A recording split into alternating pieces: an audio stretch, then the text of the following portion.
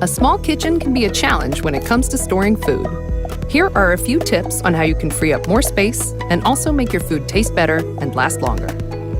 Fruits taste better if they're stored in room temperature out in the open. Avocados will ripen faster, and tomatoes will stay fresher if you store them stem side down. Banana stems should be wrapped in plastic. It looks funny, but keeps them fresher longer. Bananas and tomatoes don't like being next to one another though, so keep them separated. Garlic and onions should be taken out of any plastic bags and set free in a dark, cool place, like the pantry. Potatoes like it here too, but at a distance from the onions, or they'll pick up their flavor. This is also true for dry goods, so put those in separate, long-lasting containers. Wrap bread in a kitchen towel, an old trick for keeping it fresh and moist. Finally, to keep your spices flavorful and fresh, put them in a cool, dark spice drawer, away from any direct heat. There you go! More space for cooking and better tasting, longer lasting food.